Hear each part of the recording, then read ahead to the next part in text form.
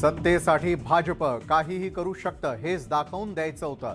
फडणवीसांची अस्वस्थता बाहेर येणं गरजेचं होतं. पहाटेच्या शपथविधीबाबत पवारांचा मोठा गौप्यस्फोट.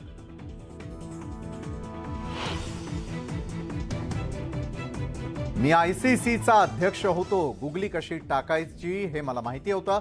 विकेट गेलेला माणूस विकेट गेली म्हणून सांगतो का? फडणवीसांच्या दाव्यावर पवारांनी घेतली विकेट. विरोधकांच्या एकजुटीमुळे भाजप अस्वस्थ. देशाच्या निवडणुकीत काय निकाल लागेल याची खात्री नसल्यामुळे मोदींकडून पदाला न शोभणारी वक्तव्य. आरोपांवर पवारांचं प्रत्युत्तर.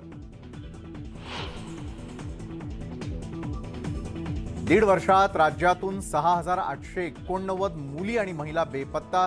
राज्यातील महिला आणि मुलींच्या सुरक्षेवरून शरद पवारांकडून गृहमंत्री देवेंद्र फडणवीसांवर निशाणा.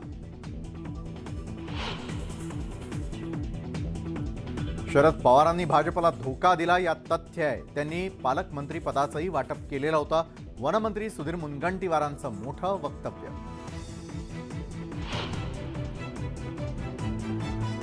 राज्यात महाविकास आघाडीला टक्कर द्यायची असेल तर अधिक आक्रमक व्हा. देवेंद्र फडणवीसांचे भाजप मंत्र्यांना आदेश. सोलापुरात फुगे विक्रेत्याकडे आढळले लव पाकिस्तानचे फुगे. फुगे विक्रेता पोलिसांच्या ताब्यात. पाकचं कौतुक करणारे फुगे आले कुठून याचा तपास सुरू.